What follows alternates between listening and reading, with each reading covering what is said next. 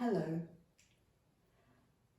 We're continuing with our informal talks about the senses, and today I'd like to share with you information about interoception.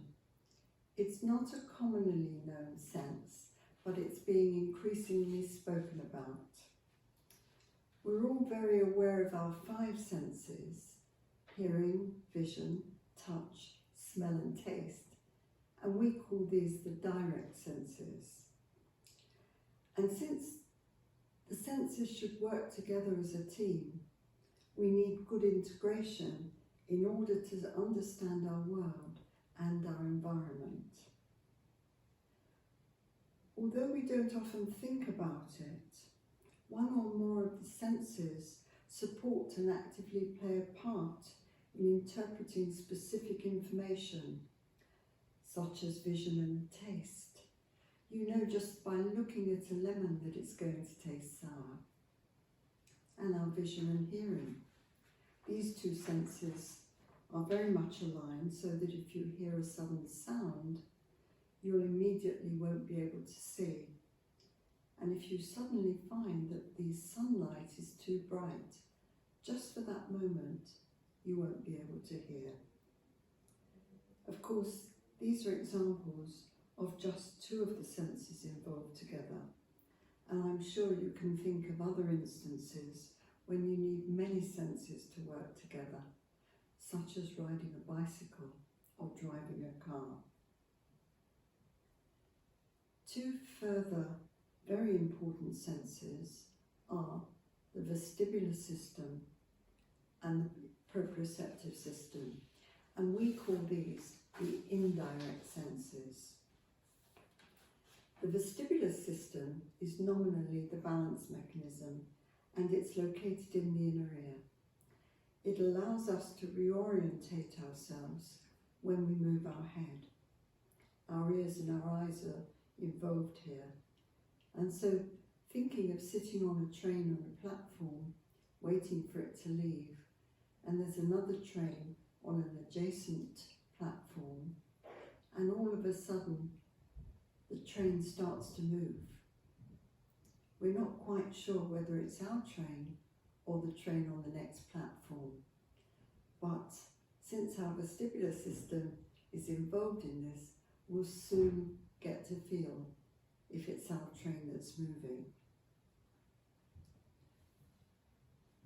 We often forget how much the vestibular system is involved in our development, and balance, coordination, hand and eye skills are among many other functions mediated by the vestibular system. The proprioceptive system is the one that allows us to know where our body is in space. So it allows us to read an analog clock face, or perhaps to scratch an itch. And this sense, the proprioceptive sense, develops through our receptors in our muscles and joints. So how is it that we know precisely where we need to scratch that itch? Well, as infants, whilst we're exploring our world, we're building up a sense of where our body is in space, and that forms a precise map in our brain, so later we don't have to think about how we're going to scratch that itch.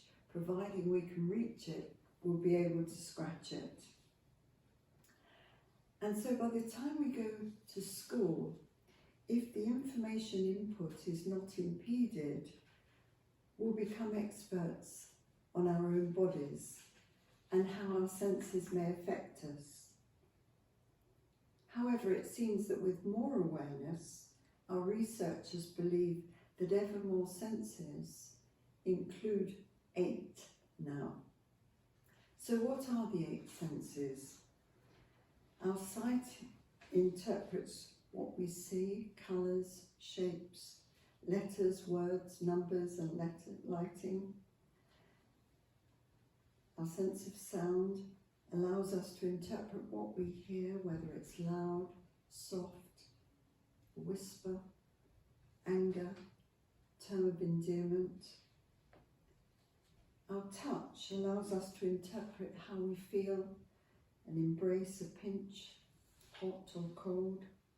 And our taste allows us to interpret what we're eating, whether it's salty, sour, bitter, sweet, or umami, that nice savoury flavour. And our sense of smell allows us to interpret odours, such as something delicious or something off. Our vestibular system lets us know whether we're going forwards, backwards, up or down.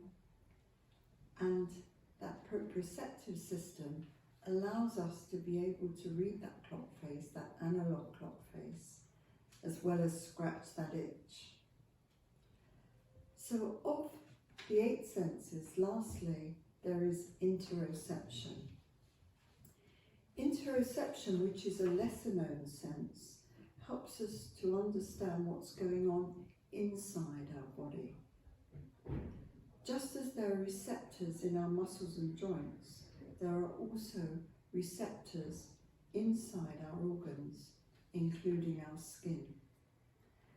These receptors send information about the inside of our body to our brain, and this helps regulate our vital functions like body temperature, hunger, thirst, digestion, and heart rate.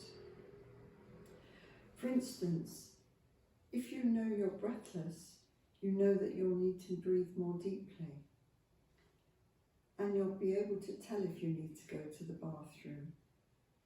You know if you're hungry, full, hot, cold, thirsty, feel nauseous, itchy or ticklish. Children who struggle with the interoceptive sense may have difficulty knowing when they have these sensations, which makes self-regulation quite a challenge. Having a full bladder may not register with a child with interoceptive difficulties, and so there may be accidents of wetting themselves. Or they may not know when they're hungry, and so overeat and can't tell if they're full.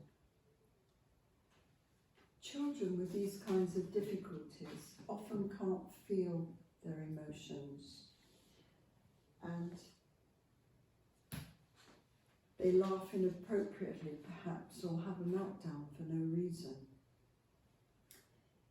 If we're not tuned into our body cues that help interpret emotions, it's harder to clearly identify them.